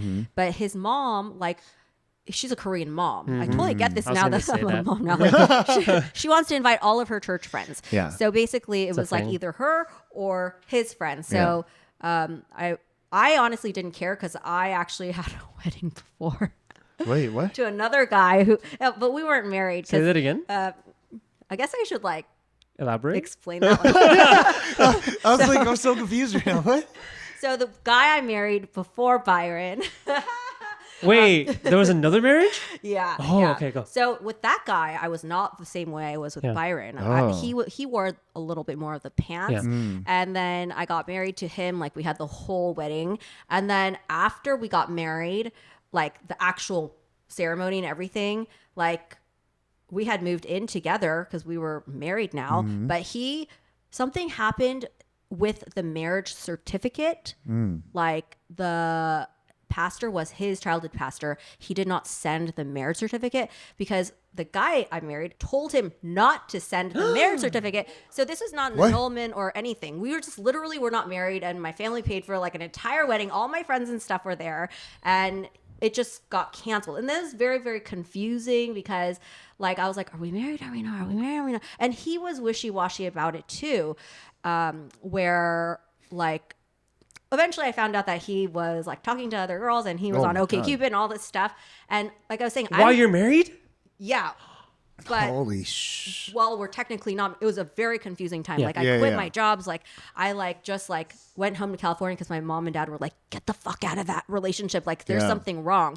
And then like I was like, final call, are we married or not? He says no. So then he like moves out. Then he like comes back and he's like, you have to get back with me or else I'm going to kill myself. Like it was like such a dark, like I don't even know what really happened there. But like I'm like one of those people like cut you off, we cut you off. But You're like gone. With marriage, it's so hard because like everyone was at my wedding. Yeah. And so that relationship ended. I don't know where he is. Sometimes He's dead.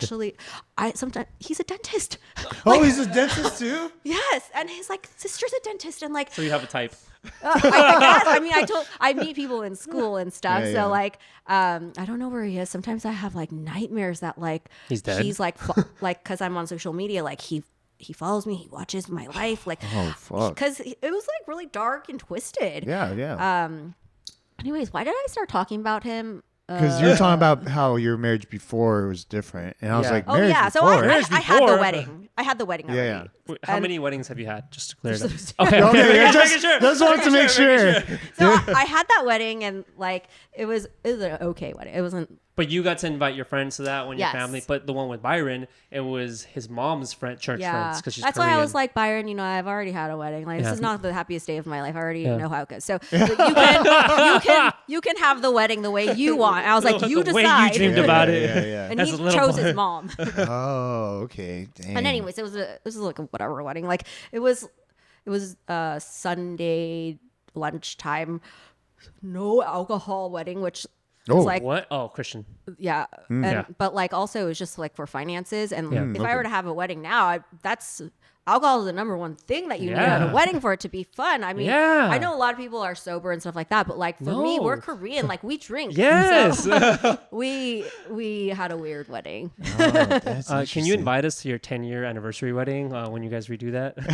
Oh, like a vow renewal or something? Yeah. That's gonna be open bar for sure. Yeah, for sure. I mean, how much would you spend on a wedding? Like if you got, is it important to you guys to have a He nice doesn't wedding? want to get married. Ever? Look at his ring. You know how you asked about his ring earlier? That's why That's not a laughed. marriage ring. Yeah. What is that? It's a celibacy ring. Is celibacy where you don't have sex? Yes. Yeah. Oh, He's a year and a month in. you must tell me about that. That's so interesting.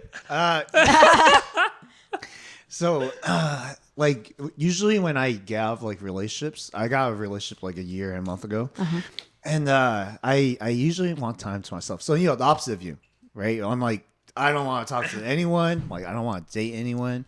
Like I just want this to be just about me, 100% about me, and like the celibacy thing comes because like I don't want women to have power over me, and I see some of my friends that like.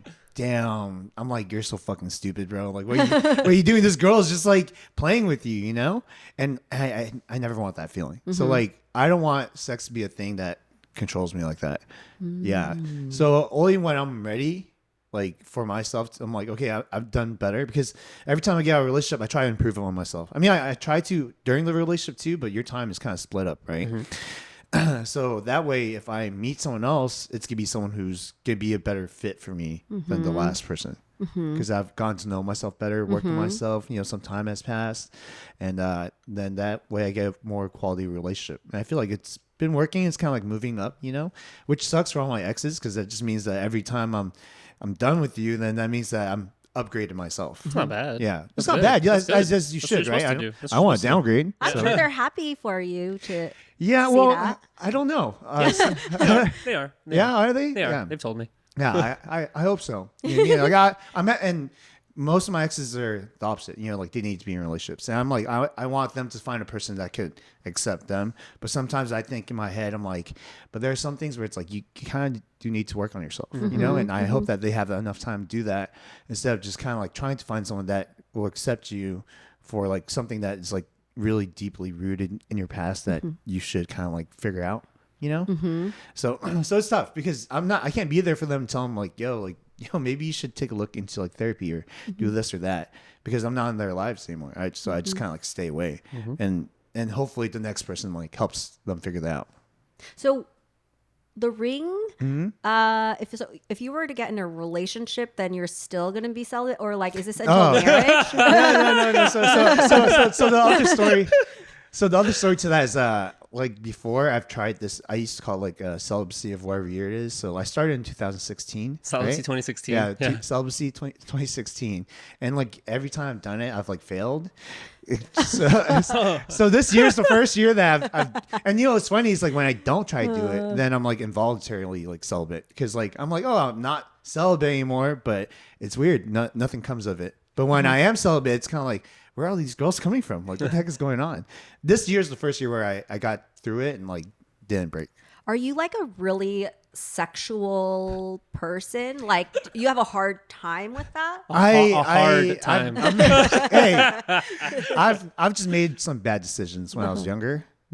Just like didn't think with the right head type of thing. And now I'm like, I don't want to be like that. And I see my friends who are still like that. I'm just like, dude, like that's not good, So as far as sexual person, I'm sexual when it comes to my partner. So what I mean by that is that I'm like kind of like a mirror reflection of my partner. If they're very sexual, then I'm like extremely sexual. But if they're not, then I'm not. Same. So like the last year of my relationship, she didn't want to have sex because we were not like officially dating. We like didn't have a title, so she didn't want to have sex because she didn't want to give me something that comes with like a relationship, right? So because she didn't, I didn't care for it either. So I didn't have sex for like a year while in that kind of like weird So this is relationship. 2 years of celibacy. Well, I mean, we ended up having sex like once at the very end of it or something like that. But yeah, I guess it's still like a year. Yeah. But almost 2 years worth. Yeah. That makes sense. I'm actually the same way too. Yeah? Like when I have a partner, if they well, there's cutoffs. Like I've had partners who are like hypersexual, and I'm like, baby girl, I can't. Like I'm good. I can't go right after. Like give me 15 minutes, and it's like it's hard, especially as you get older. But it's like usually like I match my partner's energy within like a reasonable amount. It's strange too because like the way it works in relationships is at the very beginning is usually like always hypersexual. Oh right? yeah, in the beginning it's all honeymoon phase, super sexual, like everything's great. So it's hard to tell for me, right? Because like I've been in relationships where it's like, oh, they seem like that at first, so I'm like, oh crap, my libido's high too, and then it like slows down. I'm like, oh, actually they're not like that sexual. Yeah. And then I slow down. I'm like, oh, okay, well I guess we'll just be like in a celibate relationship. It gets weird. It gets weird because then I know in my own mind like that sex is important to me. Yeah. I think it is in most relationships. So I knew that what was happening was not healthy. Does it change for you, Joyce? Since you guys have been like a 9-year marriage, does it stay as? does it? I'm not sexual at all. I'm like not sexual, not emotional. I'm very much on the other side. So like if I didn't have sex for like the rest of my life, I'd be cool. Whoa. And Byron? I don't ask him. Wow, that's crazy. I mean, like if you want, but I don't think. Maybe it's the reciprosexual thing. He's like that too. I don't think that he's super, super sexual. Obviously, he's a guy. He needs like some stuff. But like, I don't think that he's really sexual. Whereas like, I talk to my girlfriends about this all the time and their husbands are like right after they popped out the baby, like, let's do it now. Like, I'm like, things need to heal down there. Or like, they do it they can't wait because like they're on the period and they want to do it. Like they want it all the time. I'm like, that I cannot handle. Like I could never marry that guy. That's actually like one of my worst nightmares. If I have to like service him so much, I would not like that at all. Yeah. So for you guys, was it different when you guys started? Obviously it's different when you started, right? Oh yeah. We were like, good. Yeah. But then, because I'm assuming something where it's like, damn, I don't think we've ever asked anyone who's been with someone for like 9 years. Yeah. How does that affect your guys' relationship? Do you guys does it matter at all for him? I don't think so. I think certain relationships it totally would matter. Yeah. Like one of my girlfriends was like, if you're not having regular sex in your relationship like every week, there's something wrong. No, that's different. Or like they'll say like, oh, well, he's getting it from somewhere else or whatever. Maybe I just don't know, but we're fine. I mean, I think so. I'm curious too because like 9 years is one thing, right? Yeah. But another thing is after having a kid because I hear about that too, where it's like after having a kid, it usually like just fizzles out completely, and not because like maybe your libido is just lower, but like time to each other is like scarce. It's like you really get a moment alone, right? So, I mean, has it already like tapered off and like you found like your baseline like before the kid or after the kid has the baseline changed? Baseline has not changed. Has not changed. So it's the same. Yeah. So like, do you know at what point when you're like, oh, this is our regular schedule now, like once a month, once every couple months. It's just, once every if 6 he months? needs it. Oh, so it's just up to him. Because like I think what the frequency hasn't changed, but the way we think about it changes because now he's like, we're gonna make a baby, like now it's like we're making a baby. It's not like we're just doing it for fun. It's like we're making a baby. Oh wow, that's so interesting. Wait, so is it because it's just not enjoyable for you guys? Like, do you guys not derive pleasure from it, or is it like? Usually sex, like you have some kind of satisfaction from it, you have some kind of pleasure from it. Is it like you don't experience that, or do you just experience enough satisfaction in other aspects of your life? Oh, that it could be the other aspects of my life, but also like I think probably you can't. Sex is like totally different. I just don't like need it. I don't know why. I just like am not built like that. Yeah. Meanwhile, like when I was like in New York, I would like I could make out with random people and it would be fun. You mean one of your patients with a messed up ear, like, oh, baby. No, like when you're in your heyday, you make out with someone and it's like fun. But then like in that way, I'm sexual, but I'm not like sexual. I just don't think I'm indebted to sex. Like I don't need to do it. Yeah. I don't like when things control me. Just like him. Whoa, it's so weird. Like I'm listening to you guys talk. I'm like, I see how you guys are similar. And then I listen to some of the stuff you're saying. I'm like, oh, we're also similar. It's kind of like there's like a mix of us right here, and it's so interesting because like I literally She just probably said, has the better aspects of us. yeah, imagine, So imagine like I was just being nice. No, It's me. I'm the best one. no, but that's so interesting that you say. Yeah, I don't feel like that either. I don't want sex to like control me. You know, like I see so many. We had like a guest that was on. He had like a crazy like porn addiction. And, Oh yeah. and like other people they have that to where it's sex instead of porn. Like I know some people who are like porn is like not enough for them. They need to like have sex, like or they just freak out. I'm just like, wow, it's crazy. Whoa. Yeah. Like it must be so tiring to like always like need it, you know? it must be so exhausting, especially for their wife. I'm sure there are women that are I think there hypersexual are- too, though. I mean, I would say for myself, it doesn't. It doesn't have like it doesn't control me, but sometimes it does, like a little bit, like a Yeah, little. sometimes. Right. Like Like sometimes it when has. it hits, Sometimes it has a little more power over me, where it's like I can go a long time with. I'm like, okay, I'm good, but sometimes I'm like, I need it. Yeah. You know? Like sometimes you're out at 4 a.m. trying to get it, but then the guys that are at the house don't leave. wait, you're single. Yes. Do you think when you're like starting to date girls, they listen to this podcast to see like what you're all about and like, try to, sometimes girls are, will do this type of thing where they like kind of follow you, see what your vibe is, and then they'll like be that person for you. I haven't experienced that. I haven't experienced that yet. Yeah, you wouldn't I wouldn't know. know. I wouldn't know yet. Just but- a perfect girl appears one day. Exactly how Mari wants her. successful, confident, loves herself, rich, wants to be my sugar mama. No, I'm just kidding. Like, have you seen You?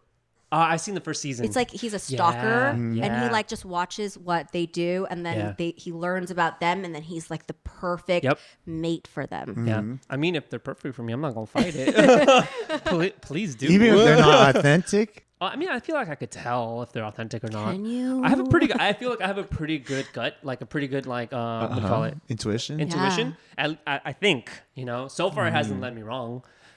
Well, I mean, But if- I because if someone goes to that degree, yeah. like I feel like they'd probably be very good at acting. Oh, You know what I mean? yeah. Yeah, because some people are hell deceitful, bro. We'll see. Dude, the guy that I married before, Byron, Dude, yeah. I always used to pride myself on having like really good intuition, and then when I feel that like you whole would have thing really good happened, intuition.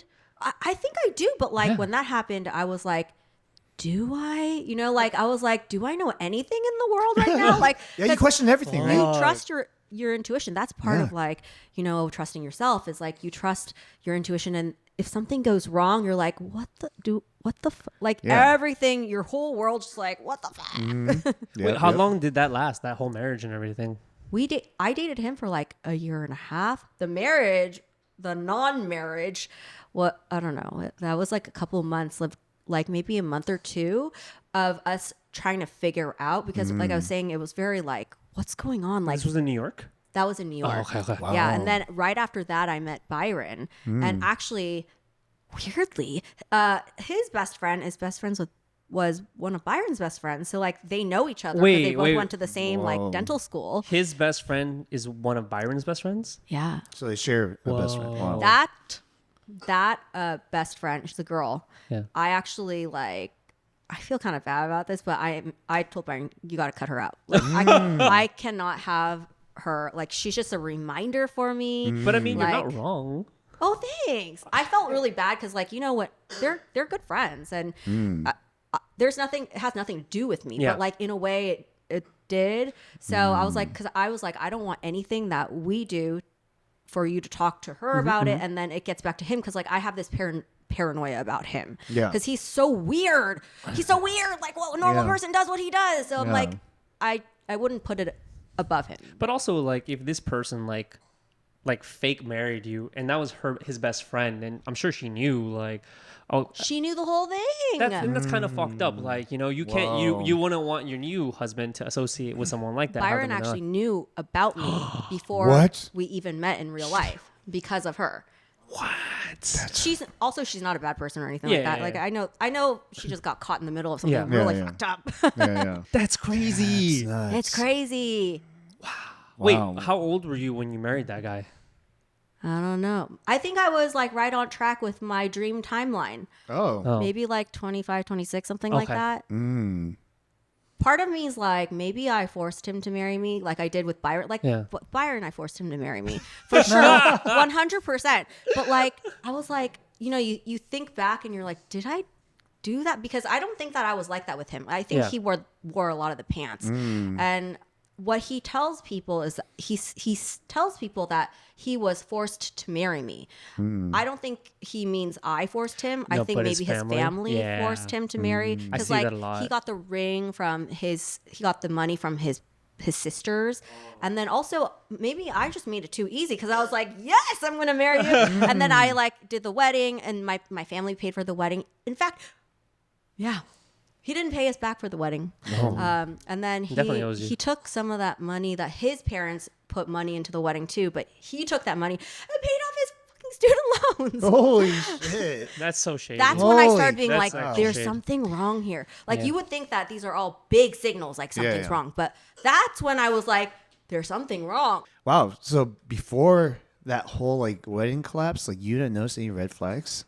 No. Wow. Like, when a guy proposes to you, like he had my friend who's a photographer, like take photos, like we were walking through Central Park and Aw. then he got me the ring I wanted. Like Wow. when a guy does all those things for you, you're kind of like, no one's forcing you to do this shit. Like Yeah. you think it's real. Yeah. Most normal people would think that's real. And we were dating for over a year and then our parents met. Like Yeah. that's actually, I think, how things got twisted is he arranged for his parents to meet my parents. And I think in like Korean culture or something, that means he's like really serious. And so the sealing the deal. parents thought that we were getting married. And I think they started pressuring him. I don't think it was me. Surprising. Yeah. I don't think it was me. And now I learn like his sisters pooled the money to get me the ring. So what I told Byron is I was like, you spend all your money to get me that ring. You spend your own money. Yeah. No, your sister's funny. And then I was like, it has to be 2 carats. So I can see why earlier you're like, oh, what if a girl watches this stuff and becomes the perfect girl for Mario and you don't notice it, right? And that's why you said you have good intuition. You still didn't see that. You're still blindsided, right? So watch out, bro. Yeah, you can't say that you have good intuition because then you're just fucking yourself. Yeah, because when it does happen, you're like, damn, I guess I don't, and then it makes things even worse because then you start doubting all those other times, Well, you start doubting yourself in like not even in relationships, but also like in your own business and things that you do on a daily basis. It's like, do I really have a good idea of what's going on here? Or maybe I live in my own world. Like I was fearful that I just live in my own world, like that I'm like delusional, Yeah. So the way that I actually caught him, the cheating part and started putting things together is that we were at dinner with a whole bunch of friends after we had both already found out that the marriage certificate is not real. So we were still like living together, like fake living, like trying to figure this out. And I was at dinner with him and our friends, and then he was like on the phone, like smiling, smiling. And I was like, Texting "Oh, the what's boys? funny? What's Yeah. funny?" And then he's like, "Oh, nothing." And one of my friends texted me, and I was like, "I just got this like crazy feeling, like because I'm very trusting of the people that I date. And I just got this crazy, crazy feeling. And then the next day when he went to school, dental school, I just opened his bags. He had just gotten back from a mission trip, like a dental mission trip. He opened his bags. He did not unpack yet, got out his freaking laptop. And then I was going to say something when you said this, but he always leaves all of his stuff out for me to look at. So it gives me like a sense of trust and in him. So then I opened it. I looked through his emails and I found an email where he's emailing this girl like, oh, you're going to wherever, like bring me back a keychain. And then so I looked through his I was like, oh, looking through his luggage, and then I found the fucking keychain. And I was like, Holy I don't know why, but I just like screenshotted that, and then I also looked through his like the history on his web browser. He was on OkCupid and stuff like that, and I was like, I cannot believe this is happening, because you know you don't believe it. Yeah. And so thankfully I took a picture, and I think about this all the time. But I texted him. I was like, come home now.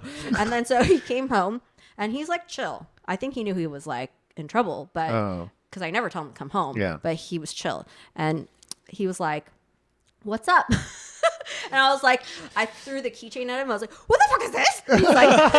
He's like, it's a keychain. I was like, who's it for? And then he's like, oh no, just like a friend. I was like, okay. And I was like, is there anything you want to tell me? Is there anything you want to tell me? And he's like, no. And I was like, but I saw the emails. And he's like, what emails? And then he opened it up. The email's gone. And then I was like, what? When he did that, I was like, what? And I seriously doubted myself. I was like, what? Am I making this up? Am I crazy? I'm crazy. And then I was like looking frantically at the emails, and there's no email.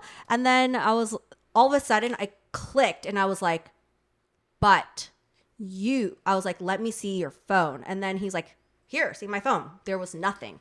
And then I was like, but you were texting someone at 6 p.m. yesterday while we were at dinner. And I was like, there's no text messages from 6 p.m. And then he's like, I delete text messages. And I was like, who does that? Nobody does that. And then I was just like, I was so conflicted in my own head. I was like, is this happening? Like, I don't understand what's happening. Like, is it me? And then thankfully, then the only thing that literally reassured me is that I had that screenshot of the email transaction, and I was like, no, it's not me. That gave me like the courage to be like, no, it's not me, because he would fucking lie till the very end. Like he was looking at me in the face like so easily, just lied. And I was like, how could you do that? But he'll take it to the grave is what I got from that. I was like, girls, if you find evidence, you take pictures. Yeah. No, So definitely. what did he say when you showed him? Like, He was like, he was like, but he like smiled. I'll never forget. Like he smiled like really creepy, like he was caught, kind of like that. And I was like, whoa. And then I was like, This guy's neurotic, dude. I think he's crazy. psychotic. Yeah. I think the whole like the suicide thing or whatever made me kind of realize I think that he has some like mental issues or something. Yeah. I don't really know the extent of it. Obviously, I'm not with him anymore. So, but I think that there was something going on there. Oh, that sounds like 100% For sure. something Wait. mental health issue. So you showed him, and he smiled creepily. And what did Creepy. he say? Nothing. He's like, I was like, why are you smiling? Yeah. And then he just left, or like, Well, I think still you still don't accept it. yeah. You have to like tell someone. Yeah. And I called my mom. I was like, Mom, I think I found what the key to this whole thing. Yeah. But you think these things happen and you want to blame someone. Initially, I was blaming the girl, because not her, but like thinking, oh, he's cheating on me, that's why. But it's actually not why. Like the problem was always there. It's not the girl that he's cheating on me with, or I don't know if they actually got physical or whatnot, but he started dating her after me anyway. I think it was just there was something wrong with the relationship and I didn't know. Yeah. And I was like, how could I have known? I look around, how could you know? Is there anything I could have done differently? You think back and it's like, no, I don't think so. I think I did the best I could. I actually think that I exited that situation real good. I'm very proud of myself for that. And I think like some women are more emotional than me. I'm like stone cold, like I was saying. So like I just like did it.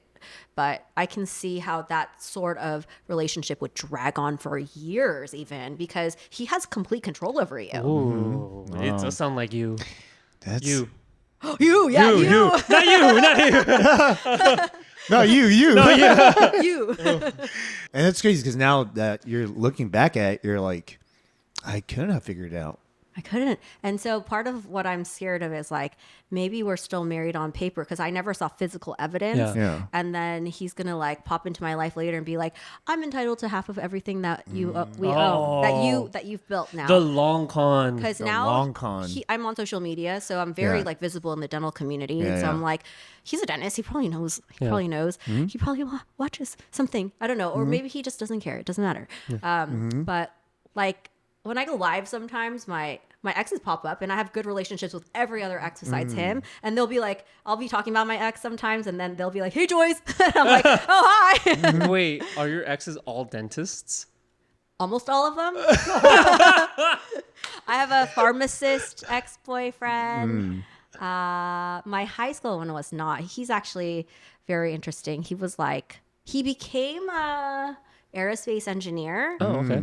And when I met him, he was nothing. I mean, not nothing in a bad way, but like Yeah. he had not even graduated high school because Yeah. he joined like this gang and he went to like prison and stuff like that. Whoa. But then Wow. I made him go to fucking school. I was like, you have to go to school. So I made him go to school, and then because he's smart. You changed his life. I did change his life. Yeah. Actually, I can say that because he says that. Oh, okay, He perfect. says that I changed his life, and I think not just me, but like my family, like my mom and dad really like cared for him too, Aw. and so like randomly sent us pears, like Well, that's how you show love in pears. Asian The other, culture. yeah, And you gotta- pears.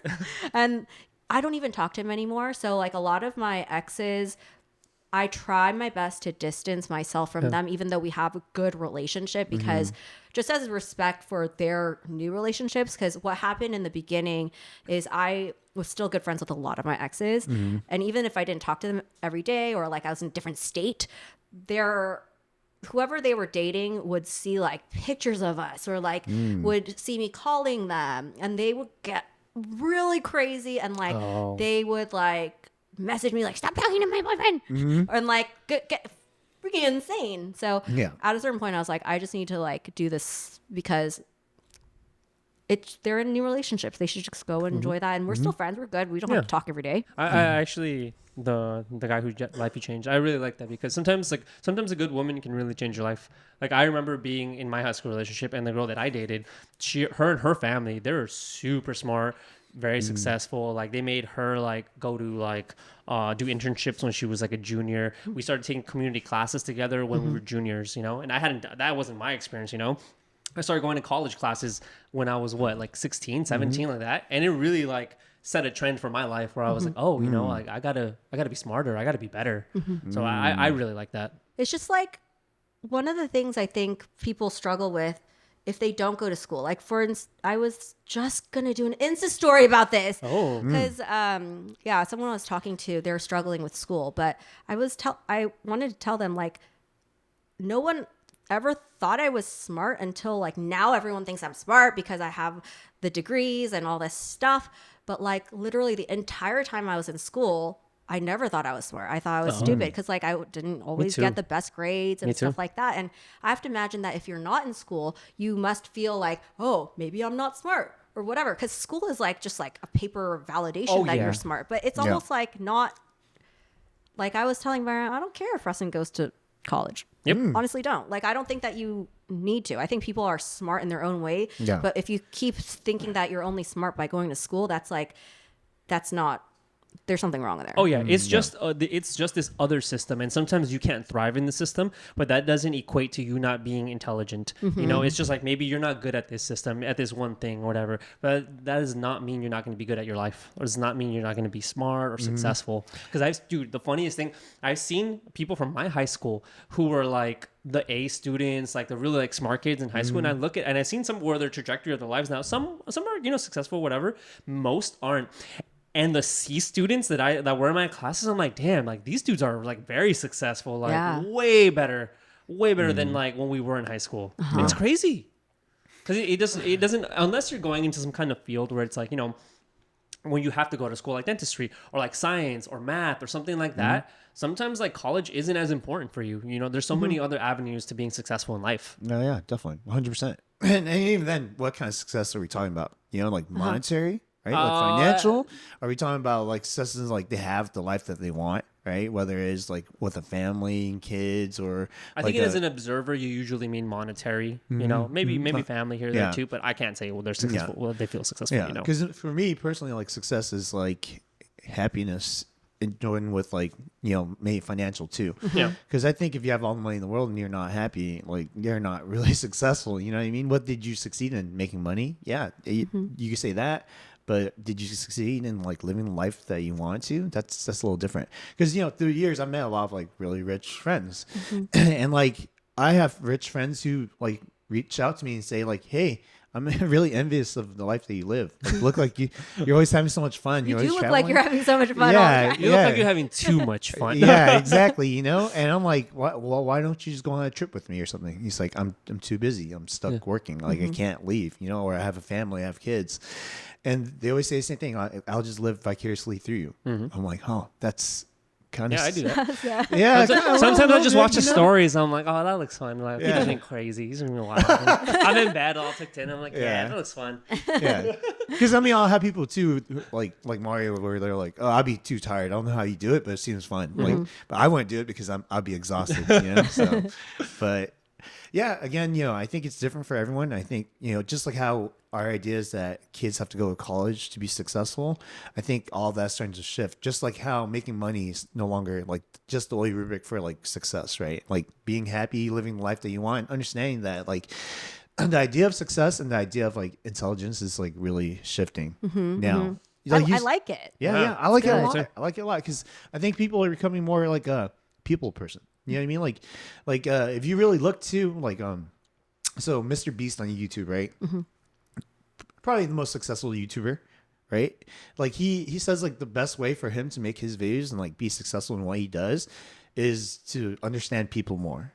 Right? And he makes like content like catered to people by understanding their needs and their wants, right? So that's all he's focused on. And him as a successful YouTuber, he says like all he cares about is making videos because that's what he enjoys doing. Yes. Like he doesn't even really take money to himself, and like that guy makes a lot of money. Dang. Yeah. So it's more the idea of like making the videos, and the videos just happen to make you money. Yeah. Right? I'm not driven by money at all, Yeah. which it seems like I would be, but I totally thought you would be. I'm not driven by money. Yeah. Like I don't even care if I'm making any money, actually. Maybe that just is like such a privileged thing to say. Well, my husband makes, anyway. Yeah, I'm not, are you driven by money at all? No, not at Are all. you? Yeah. You're driven by money. Well, it depends.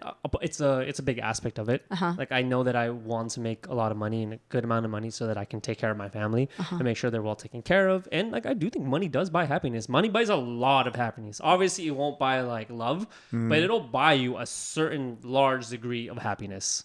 That's my own personal perspective. Byron feels the same way. Like he's very driven by money. I'm like, you go get it. Yeah. But like for me, I think success has changed so much. Like every year that I live, it changes. But like for me at this point, I want to do the things that I want to do that I love. Like only the things like, sometimes when you're a dentist, you do like all this other shit. Like you do like root canals and extractions and stuff like that. And for me, I was like, in my business, if I want to feel successful, it's not about how much money I bring in, but only doing the procedures that I love. But like, how do I do that?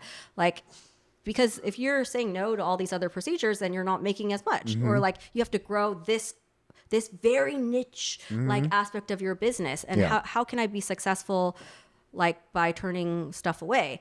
But I was like, I'm going to feel the best and most successful if I do what I love and what I love only. So like I've been trying to build my life like that, and I feel like I'm just like so much happier in general doing I love that. Awesome. I love that. Oh, thank you. Dude, that's Congrats, Joyce. Good stuff. all right, guys. Welcome back to Lightning Round, where we ask our guests some rapid fire questions. If they can't answer on time, they have to take a shot. Joyce, are you ready? Yes, I am. 1, 2, 3. If you were a dentist, what would you be? Oh, I would be the voice of a cartoon character, like ideally Sailor Mars. Oh, I love that. That's interesting. And fast, too. Wow. If you have another kid, what would you name him or her? That depends if it's a girl or a boy. It's a girl. I have to leave that up to Byron. Okay. He's super picky. Oh, really? Yeah, I have a whole list. I just give the list to him, and he doesn't like any of them except one, probably. Okay. That's how it works. What's the weirdest gift you've ever gotten? Oh, I know. I got like someone on Instagram like heard me talking about the Kardashians, how much I like the Kardashians, or like I watched their show all the time. So they sent me this like candle, but it looks like Mary or something like that on the candle. It looks it's like one of those candles. And I opened it. I was like, what the fuck is this? And then I was like, this is so scary. It's so creepy. But then he messaged me later. He's like, don't throw that candle away. It's actually Kim Kardashian. Remember how Kanye made those candles with him on the candle, like as if he's like Jesus Christ or whatever? Yeah. So he actually like manufactured all those candles for him. Oh. And so he had like a few left over. He sent it to me. And then I looked at it. I was like, that is Kim Kardashian. I thought it was like Mary. And I thought it was so creepy that somebody sent me this. And he's like, please don't throw it away. Like it's probably gonna be a collectible or something Yeah. at some point. Oh, that's nice. Dang, It's that's so nice, awesome. but it was also so creepy at the time. Yeah. That's funny. Favorite food? I like shabu shabu. Oh, guess what we're going after this. Favorite song? I like Spice Girls. Okay. Do you have a fetish? No. Okay. I don't like fetishes. She doesn't like sex. I don't like feet or any like. If you were a DJ, what would your name be? Oh, actually, Byron's a DJ. What? Oh, really? No way. He was back in the day. Oh. His name Oh. was DJ Decay. DJ Decay. Like He's a cavities. dentist. That's funny. Yeah, it's tooth decay. I like that. I like that. Okay. Dogs or cats? Dogs. Okay. Who is the one person that you admire most? My mom. Oh. She's a dentist. Oh my god. Everyone's a Literally dentist. surrounded by dentists. Funniest person you know? Who do I know? Someone who's funnier than me? I knew it. I knew it. Go, Peter. All right. If you could travel anywhere, where would you go? Oh, I want to go to what's it? Is this an island? Ibiza. Belize. Bali? Not Bali. No, I can't think of the name right. It starts with an M. But It starts with an M. no, I can picture it in my head. I actually really wanted to go there, and Byron said that it's too expensive. One with the huts. Maldives. Maldives. Yes. Baldi's nuts. Really? All right. Favorite Korean dish? I like kimchi jjigae. Kimchi jjigae. Okay. Yeah, that sounds It's like good. too. comforting. Yeah, I would say so. If you could only drink one drink for the rest of your life, what would it be? Ooh, wine. Wine. yeah. Okay. How many balls can you finish if you really want to? Drink? Oh, I can drink. I can drink. I'll take that's a lie. She's I'll Korean take and that. she's a mom. That's true. That's true. I'm like a daily drinker. Oh, okay. I have a little wine every night. Oh, wow. Okay. Yeah. Nothing I know- crazy. Keeps you looking No, young. nothing- yeah. If you could give a piece of advice for people out there to how to take care of their teeth, what's the most important thing they could do? Ooh, I think common misconception is like it's just so simple. You just brush 2 times a day and you floss or whatever. But everybody is so different that you have to think of it more individualized. It's kind of like a skincare routine. It's like everyone has a different genetic predisposition and different bacteria in their mouth. Like some people, like I do these videos on TikTok and I'm like, this is like the craziest oral hygiene routine with these products. And some people are like, I don't do any of that shit. I don't have cavities. And I'm like, Oh. well, good for you. A lot of people out there have cavities and they need this like information. But I think like if your dentist can figure out if you're cavity prone or maybe you have like periodontal disease in your family, like and tailor the products for you, that's a good way to think about it. It's not so cookie cutter. Yeah. Okay. Makes sense. Makes sense. Oh, I'm glad I know that for me now too. What's the most embarrassing moment in your life, or one? Probably when I was in Vegas. Oh, I was in Vegas. And I was like with 2 girlfriends who are like girlfriends of my husband's friends. And then we were like going out. I was like dressed in like a very short skirt. Like when I go to Vegas, I really try to look like The part. You're going to Vegas. like, you know, I want free drinks, so I'm like I really dress the part. Yeah. I'm not wearing a sweatshirt. And I was wearing like 5-inch heels, and we had just left Marquee, and they wanted to go to the bathroom. So we went to the bathroom, and then while we were in the bathroom, for some reason, someone barfed right outside. But I was the first one to leave, and it was right outside, and I slipped and I fell in the puke in my like 5-inch heels, and my friends were like, "Oh my god!" And then like there's a guy walking by, and he's like, "Is that you, Dr. Kahng?" And it was like a student at USC. I was teaching at USC at that time, and it was one of my students. Oh, wow. Very embarrassing. Wow. Okay, that's very good. That's pretty And he good. got an A the rest of the semester. Yeah. You told no one about this. All right, guys, that concludes our lightning round. I want to say thank you to our amazing and very, very funny guest, Joyce the dentist. Let us know where we can find you. It's Joyce the Dentist on Instagram, TikTok, YouTube, Pinterest, and I'm making a blog. Nice. Sweet. Nice. And thank you guys for joining us today. Make sure you like, subscribe, and comment below what you guys want us to talk about next. We're always here to listen. And remember, Live fast, eat ass. Not recommended by your dentist. Yeah, not recommended by your dentist, huh?